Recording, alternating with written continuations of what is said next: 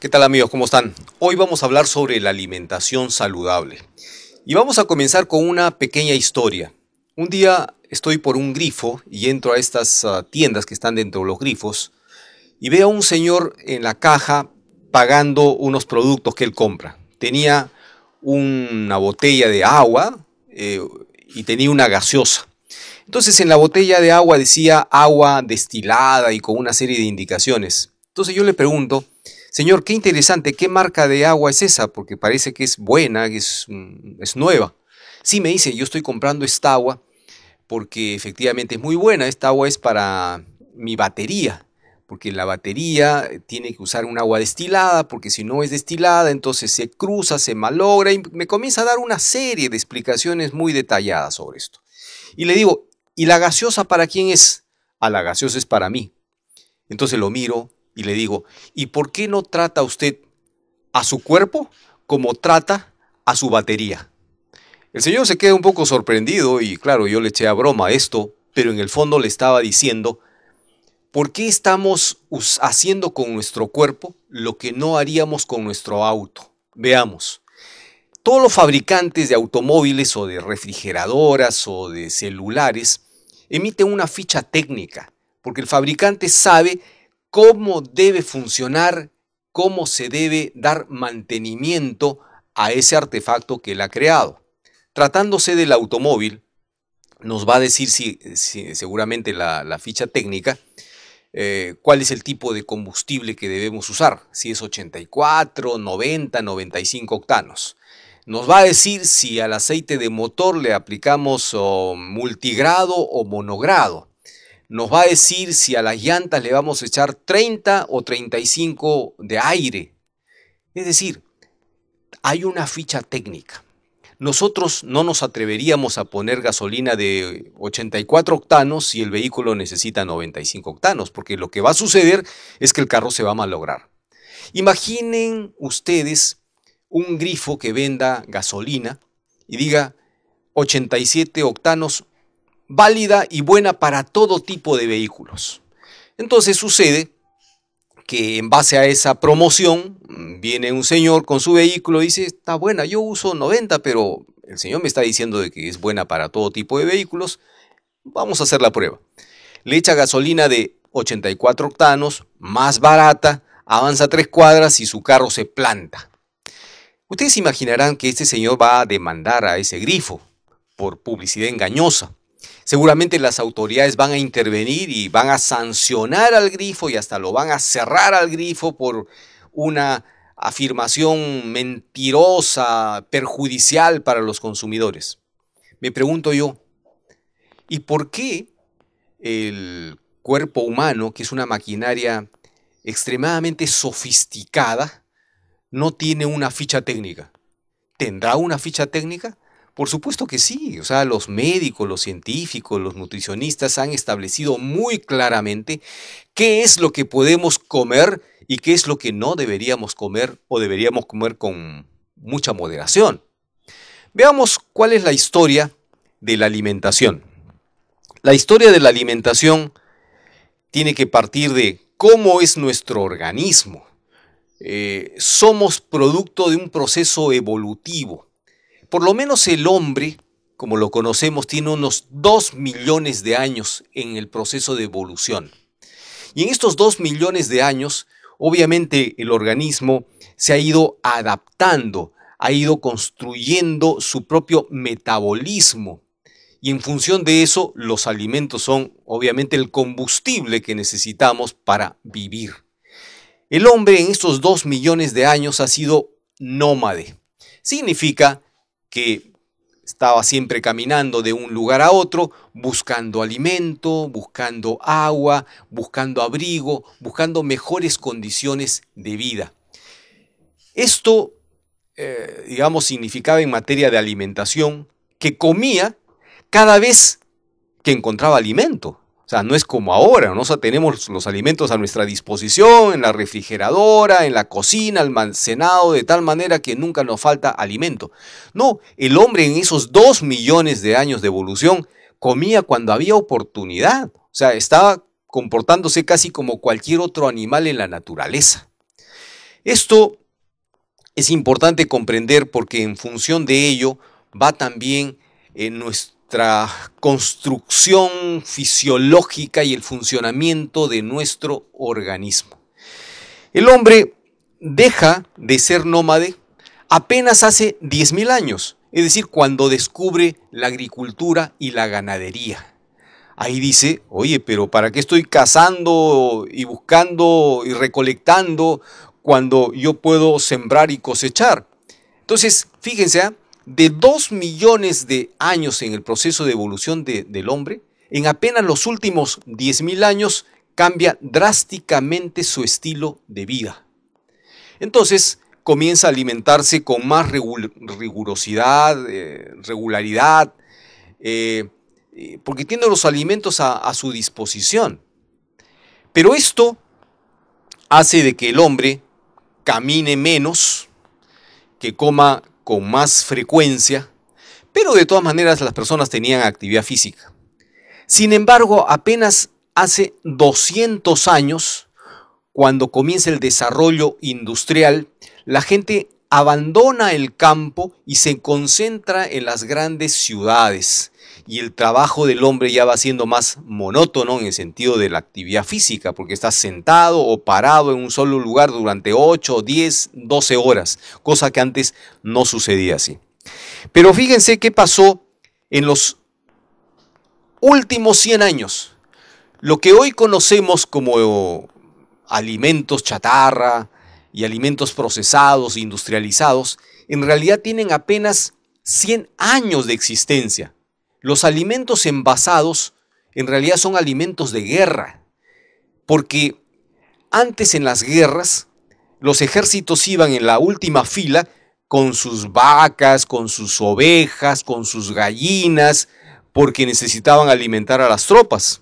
Pero obviamente en la medida que las guerras se van volviendo más internacionales y más grandes, obviamente no imaginamos pues en una primera o segunda guerra mundial con reservas de alimentos, ¿no? Entonces, ahí es cuando se inventan los alimentos envasados. Es decir, ¿por qué no envasamos un alimento para que estos ejércitos puedan comer cosas que no se vayan deteriorando en el tiempo? Y eso es el inicio de todo lo que hoy conocemos como la industrialización de los alimentos, que tiene como objetivo preservar el producto, es decir, hacer de que no se deteriore, pero está restándole una de las propiedades más importantes del alimento, que es la vida. Los alimentos son seres vivos, son especies vivas, y eso es lo que garantiza la salud de las personas. Veamos entonces, como consecuencia de estos nuevos estilos de vida, de estos nuevos formas de alimentarse de la gente, que estamos condenando a las personas a un proceso evolutivo muy preocupante. El sobrepeso y la obesidad son cosas que están marcando la pauta en la política pública de salud en el mundo. En los últimos años, desde 1980 hasta el 2008, se ha más que duplicado la cantidad de personas con sobrepeso y obesidad. Esto es una cosa sumamente preocupante. Y tenemos algunas cifras acá que vale la pena señalar. Desde 1980 la obesidad se ha duplicado. En el 2008, teníamos 1.400 millones de adultos de más de 20 años que tenían sobrepeso. Dentro de este grupo, más de 200 millones de hombres y cerca de 300 millones de mujeres ya eran obesos. En el 2008, el 35% de las personas adultas de 20 años o más tenían sobrepeso y el 11% eran obesas. En el 2013, más de 42 millones de niños menores de 5 años ya tienen un problema de sobrepeso. Fíjense ustedes cómo ha sido el consumo de refrescos o de bebidas gaseosas en varios países del mundo. Antes las gaseosas, cuando éramos niños, se consumía de manera ocasional, De pronto había una reunión un fin de semana y te invitaba a una gaseosita. Pero hoy el problema es tan grave que las gaseosas han reemplazado al agua. Y esto es preocupante. Fíjense, en el Perú tenemos un consumo de 55.7 litros por persona por año. Pero hay países como en México que están en 163 litros por persona por año. Entonces sus sistemas de salud obviamente han colapsado por todas las consecuencias que esto ha traído. Y un dato importante es que los últimos descubrimientos científicos dan cuenta de que el azúcar, que es uno de los componentes más importantes en estos productos, en estas gaseosas, en estas bebidas, el azúcar es adictiva. ¿Qué dicen los estudios en esta publicación de hace un par de años? Dice, algunos alimentos pueden actuar en el cerebro como sustancias adictivas. Ciertos ingredientes, caso del azúcar, pueden anular la voluntad, el buen juicio y la responsabilidad personal y de esa manera ser una amenaza a la salud pública. Y efectivamente, nos consta cómo tanta gente no puede desprenderse del consumo de gaseosas porque viven de manera dependiente, necesitan esta azúcar para que ellos puedan sentirse bien. Esto implica entonces el reto de enfrentar esta situación desde la regulación, porque lamentablemente este tema de la alimentación, que era un tema privado, o sea, cada familia resolvía sus problemas de la alimentación. En los 2 millones de años de evolución del hombre, la alimentación era un asunto de las personas, de las familias. Lamentablemente, el tema de la alimentación en el siglo XXI es un tema de las industrias. Son las industrias las que están influyendo tremendamente sobre lo que comemos o no comemos. Entonces nos han arrebatado esas decisiones que eran absolutamente personales y familiares. Entonces, en el mundo se está impulsando una serie de medidas al respecto. La promoción de la educación alimentaria, la actividad física, el expendio de alimentos en kioscos escolares, la publicidad y el etiquetado de alimentos no saludables, las políticas tributarias. Por ejemplo, en México se ha puesto un impuesto a las bebidas gaseosas y a la comida chatarra, porque se busca a través de elevar el precio con los impuestos de desincentivar el consumo de las gaseosas.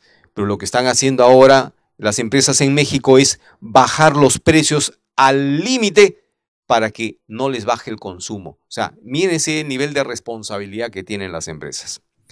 Y por otro lado, sistemas de vigilancia y monitoreo para ver cuán efectivos somos en esta tarea de la regulación de las políticas en materia de alimentación.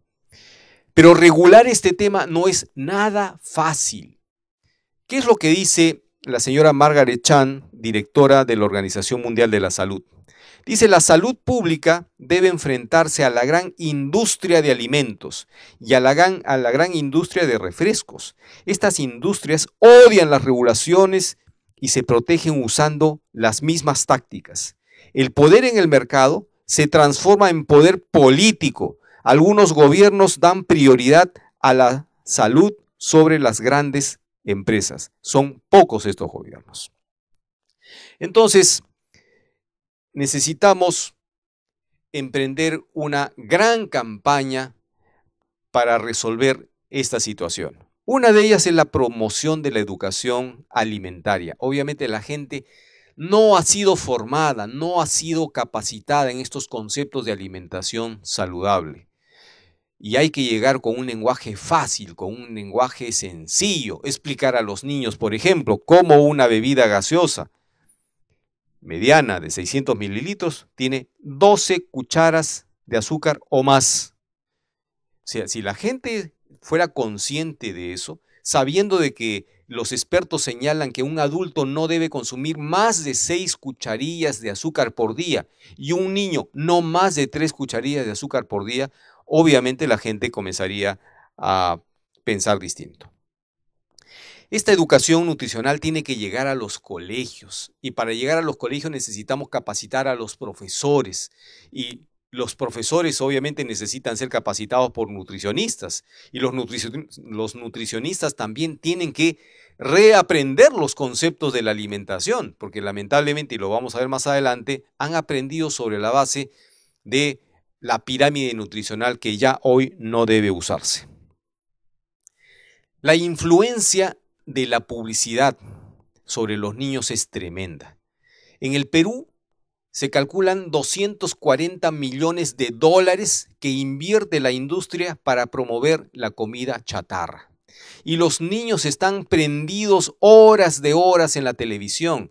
La influencia que están ejerciendo sobre ellos es enorme y lamentablemente no ha sido ni compensada por una educación nutricional ni por un acompañamiento de los padres de familia en este proceso de influencia negativa de los medios.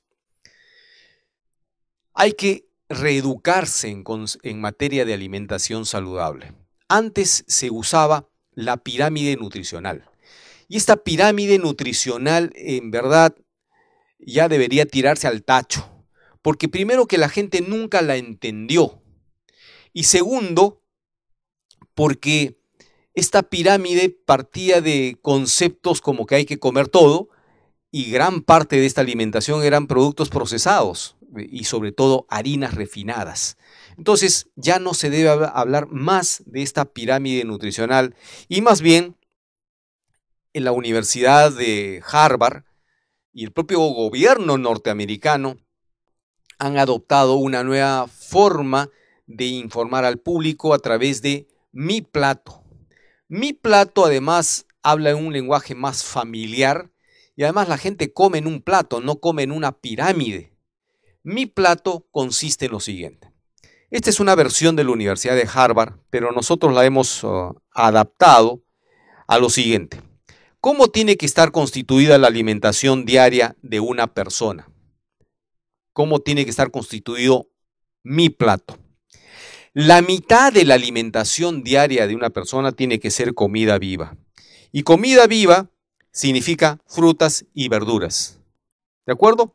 Frutas y verduras crudas, sin freír, sin cocinar, porque las verduras y las frutas cuando están frescas, están vivas, conservando todas sus propiedades, las vitaminas, los antioxidantes, etcétera, etcétera. Cuando la cocinas, se arruinan. Nuestras sopitas a las que estamos tan acostumbrados en el Perú son muy ricas y hay que consumirlas casi por distraernos y por satisfacer nuestro paladar, pero en realidad lo que nos aporta en nutrición es muy poco. Entonces, 35% de verduras frescas, 15% de frutas diarias. Del otro 50%, la mitad, o sea, un 25% deben ser granos integrales. No es como algunos dicen, no, a consumir granos o consumir harinas, no. Granos integrales. ¿Por qué integrales? Porque cuando es integral se conserva igualmente todas sus propiedades. La industria ha ido refinando los productos, por ejemplo, tratándose de la harina. La harina blanca refinada es de un color blanco, como el papel, pero en realidad la harina integral tendría que ser un poquito crema, porque el color del trigo es crema, entonces la harina tendría que salir crema. ¿Cómo es que la harina sale blanca? Sale blanca por lo siguiente. Primero le sacan el germen. El germen es una partecita del trigo que es la más grasosa y que es la más nutritiva. Le sacan el germen porque eso hace que el producto se deteriore más rápidamente, se rancee. Y luego le sacan el salvado, que es la fibra, porque les fastidia a las industrias la fibra, porque la fibra pincha la masa, entonces no deja que el pan salga infladito, así crocante como el que solemos comer. Entonces, por eso es que se elimina el germen, se elimina el salvado y queda el endospermo, que luego se estabiliza con químicos para que salga blanco como el papel. Entonces, la harina blanca refinada ha perdido el 80% de los micronutrientes. La gente tiene que entender de que hay una gran diferencia entre consumir pan integral, auténticamente integral, versus el pan blanco de harina refinada. pero así sucede con el arroz, sucede con la cebada y con todos los granos que debemos consumirlos integrales, enteros. Porque además es importante el consumo de fibra. El hombre ha dejado de consumir fibra en los últimos años y eso, por ejemplo, para el colon es tremendo, ¿no? Porque la fibra facilita el tracto digestivo. Una de las consecuencias de la falta del consumo de fibra es el cáncer de colon. Por eso es que ustedes pueden consultar cualquier literatura sobre la importancia que tiene el consumo de fibra en el organismo. Y el otro 25% son las proteínas. Las proteínas son importantes para el organismo y estas provienen del mundo vegetal como del animal. Tenemos, por ejemplo, las menestras, el payar, el garbanzo, los frijoles, etc. También las proteínas están en el huevo, también en los animales y preferentemente en el pescado.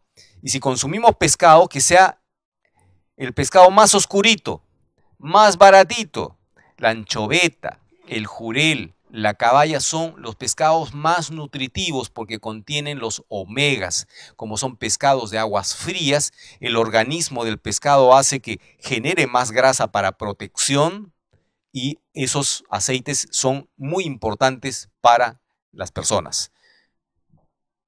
Junto a esto, es importante el consumo de aceites. Y no es cualquier tipo de aceites. Son aceites vírgenes o extra vírgenes.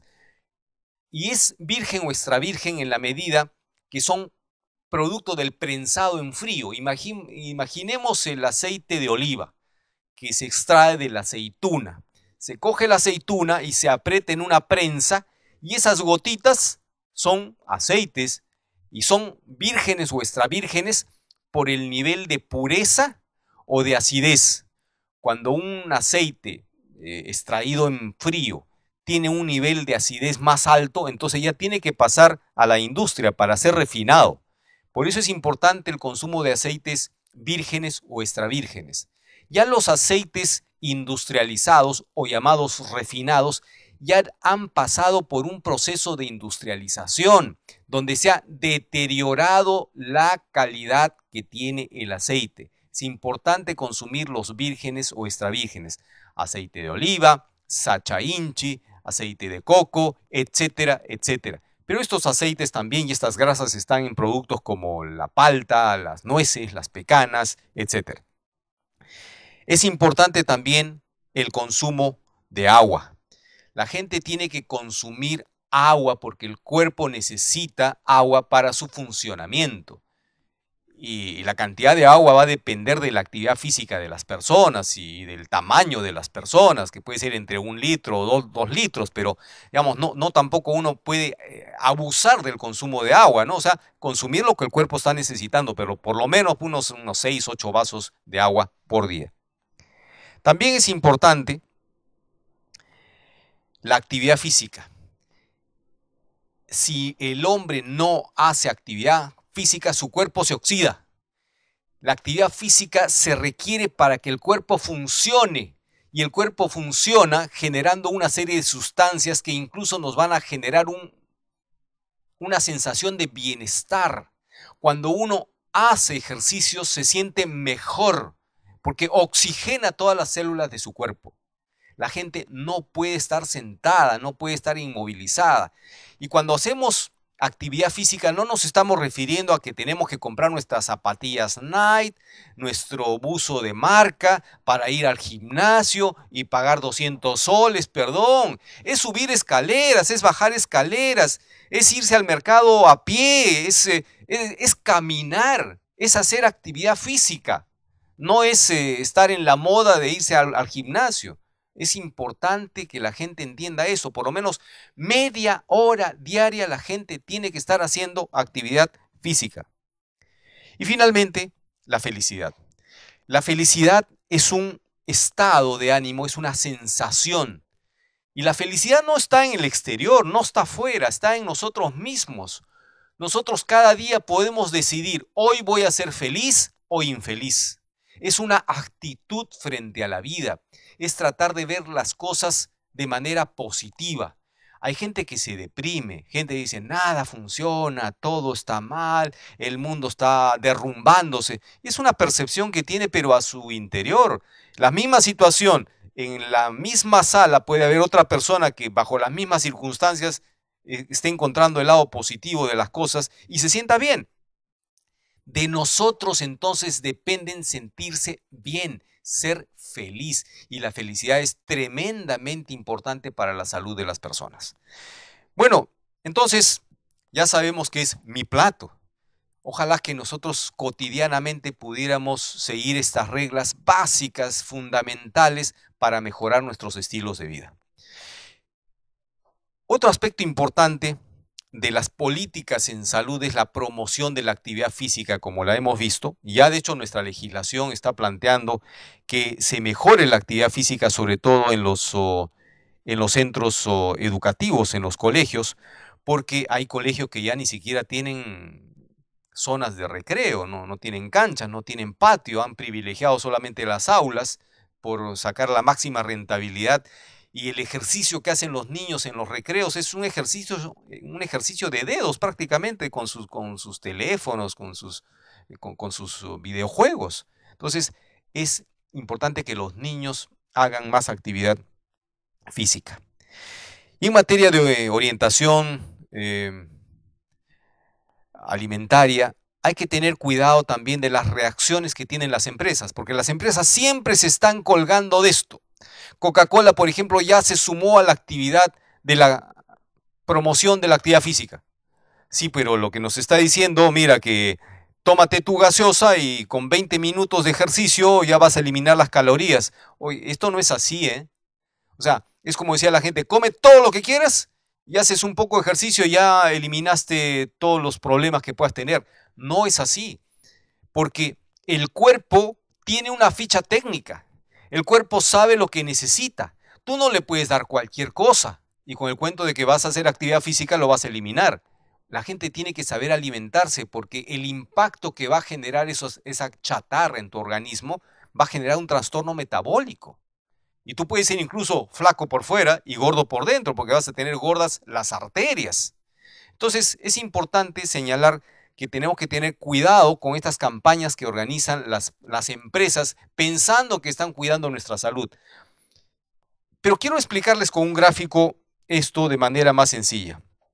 El doctor Gustavo Cruz, que es un médico mexicano, decía, a ver, se hizo un estudio para saber cómo impactaban algunos productos azucarados sobre el nivel de azúcar en la sangre de las personas. Entonces se dio a comer a varias personas un pan, una manzana, una gaseosa, etc. Y se les iba tomando muestras de sangre cada 30 minutos para ver cómo impactaba el nivel de azúcar en su sangre.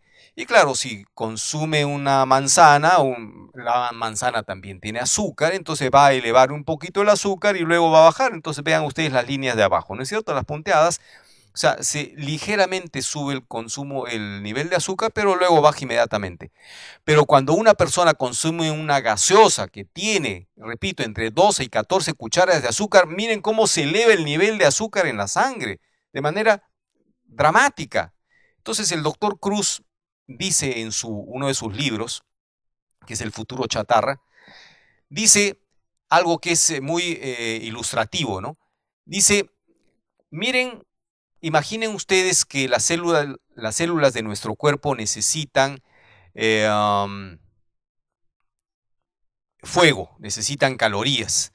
Entonces, una chimenea en la sala va a ser nuestra célula. Entonces necesita ponerse unas maderitas, unos carbones para que tenga una brasa y nos dé calor en la sala. Esa es la célula. Pero a alguien se le ocurre de pronto, oye, le falta calor, le echa un poco de querosene o gasolina a esa chimenea. ¿Y qué va a pasar? Se va a encender y va a explotar. Eso es lo que sucede cuando estamos consumiendo bebidas tan azucaradas. El elevar de una manera tan drástica el nivel de azúcar en la sangre. Entonces no se trata de que me consumo 1 litro de gaseosa por día, pero como hago actividad física la voy a quemar. No, el impacto de la gaseosa, el impacto del azúcar o de la comida chatarra, de todas maneras se va a metabolizar y afectar tus órganos y tu funcionamiento. Entonces, miren lo que está sucediendo con los kioscos escolares, que es un tema que se tiene que trabajar también intensamente. En los colegios, lamentablemente, la comida chatarra abunda, ha invadido todo el sector de educación. 100.000 colegios o más a nivel nacional están invadidos de comida chatarra. Y una de las políticas de Estado en esta materia es reducir, o sea, promover la alimentación saludable en los colegios. Y de hecho se vienen haciendo un conjunto de actividades, se están introduciendo esta temática ya en los contenidos educativos, se están haciendo concursos escolares, etcétera. Pero aquí el reto es el siguiente. Mucha gente piensa que alimentarse de manera saludable es una cosa aburrida, es como la dieta de hospital. Un momentito, no tiene por qué ser dieta de hospital la comida saludable, y menos para los niños. El reto está entonces, si vamos a sacar la comida chatarra de los colegios, ¿qué alternativa le damos a los niños? ¿Le vamos a dar un brócoli? El niño lo va a rechazar.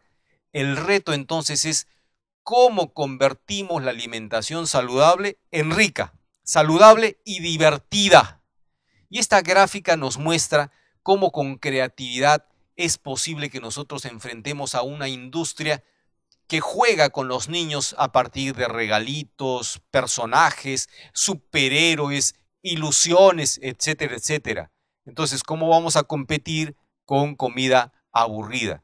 Entonces, hay todo un trabajo que se tiene que desarrollar al respecto. Se está organizando, junto con el Ministerio de Educación, ya este es el 2.º año consecutivo, el Concurso Nacional de Kioscos y Loncheras Saludables. Este año han participado más de 3.500 colegios, es decir, colegios que han decidido desterrar a la comida chatarra y han iniciado proyectos que están ya en marcha para sustituir esta comida chatarra por alimentos saludables. Y esto implica el resultado de un trabajo en el aula, porque en el aula obviamente se tiene que capacitar a los niños, motivarlos, incentivarlos, los propios profesores involucrarse en ese trabajo, comprometer a los padres de familia, a los concesionarios, etc. El otro tema importante que se tiene que enfrentar es la regulación de la publicidad comercial, y esto se está haciendo en muchísimos países del mundo por la enorme influencia que ejerce la publicidad, particularmente en los niños. En Brasil, por ejemplo, se ha considerado que la publicidad dirigida a los niños es abusiva. En consecuencia, se ha prohibido todo tipo de publicidad a menores de 12 años. En nuestro país, lo que se ha planteado en la legislación de alimentación saludable es regular los contenidos de la publicidad. Es decir, en la publicidad no se puede explotar la natural credulidad, ingenuidad, inexperiencia de los niños. Porque lamentablemente pues se ha venido haciendo un uso abusivo de los mensajes hacia los niños. Tenemos, digamos, algunas imágenes históricas de cómo hasta los bebés se les ha, digamos, utilizado como parte de sus campañas publicitarias. El tema de los juegos, el tema de los regalitos, todo esto ha sido motivo de utilización. Aquí tenemos, por ejemplo, estudios que dan cuenta de cómo se explota el factor fastidio, ¿no es cierto? Lo que en el Perú llamamos hacer berrinche, que los niños pues zapateen exigiendo la compra de estos productos o de cualquier producto. Entonces, a nivel de la publicidad se hace mucha explotación de este tipo de recursos que lo manejan perfectamente las industrias de la comunicación, los publicistas, las agencias, etc. Entonces, tenemos que la regulación establece distintas limitaciones, por ejemplo, para regalar cosas, ¿no? O sea, está prohibido que las industrias estén generando regalitos como, por ejemplo, la cajita feliz y muñequitos para que los niños vayan a comer comida chatarra. Esto es una explotación abusiva. Se están metiendo con la alimentación de nuestros hijos, utilizándolos con este tipo de promociones, regalitos, etc. Hay que informar la verdad. Hay campañas interesantes, este es en México, donde una organización que es el Poder del Consumidor ha puesto en las estaciones de metro algunos mensajes, algunos paneles publicitarios que han tenido un efecto enorme. Por ejemplo, este dice, ¿le darías 12 cucharas de azúcar a tus niños? Obviamente la gente va a decir no. ¿Y por qué le das refresco? Que la gente no relaciona que una botella de gaseosa tiene 12 cucharas de azúcar. Entonces, la gente está recién tomando conciencia de esto, pero ¿cómo se compite pues con inversiones tan millonarias como 240 millones de dólares en el Perú solo para promover comida chatarra? Y tenemos normas sobre etiquetado de productos que se tienen que mejorar. Estas son, digamos, algunas propuestas que se está haciendo sobre etiquetado frontal, porque las etiquetas de los productos, si se dan cuenta ustedes, tienen dos partes. Una parte que es la frontal, que es la publicitaria, la marquetera, la nítida, la bien trabajada, etcétera. Y en la parte de atrás, digamos, son todas las indicaciones legales. Número de RUC, dirección, tabla nutricional, todo está en letra pequeñita, microscópica, imperceptible, etcétera. Entonces, por eso ahora se habla de la necesidad de poner etiquetado frontal. En la parte de adelante del producto, poner indicaciones que sean lo suficientemente explicativas, sencillas, gráficas, para que la gente entienda cuál es el contenido, por ejemplo, de azúcar, de sodio, de grasas trans, de grasas saturadas. Y estas son propuestas que se vienen haciendo. Por ejemplo, esto es lo que se va a probar en Chile, ¿no? Un producto que contenga exceso de azúcar va a aparecer en la parte frontal de la etiqueta exceso de azúcar o exceso de calorías. Estas son las etiquetas a las que estamos acostumbrados, ¿no? La parte de colores, con dibujitos y todo eso es la parte frontal. Y todas las partes de los costados donde están las indicaciones nutricionales, pues nadie las entiende. Entonces lo que yo estoy señalando es que en realidad nadie entiende el sistema actual de la información que está en las etiquetas. Porque ¿qué le significa a las personas 5 miligramos de sodio en cada porción de 32 gramos que tiene la galleta? Eso es alto en sal, bajo en sal, regular. La gente no entiende eso. Entonces yo creo que deberíamos ir evolucionando hacia este tipo de conceptos, por ejemplo, que son el semáforo nutricional, donde le da cuenta a la gente de que si tiene alto en azúcar va a aparecer un rojo, si tiene medio en grasa, moderado, va a aparecer medio, o bajo en sal. O sea, indicaciones más gráficas que se están haciendo ya en otros países. Y luego avanzar en un sistema que sería un poco más sofisticado, ¿no? Que es una propuesta de la Universidad de Yale, que es el sistema Nuval, que aquí le vamos a llamar BASA, valor saludable. Este es un producto. Y la gente no va a entender la etiqueta ni la tabla nutricional, porque la gente no se va a volver experta en nutrición de la noche a la mañana.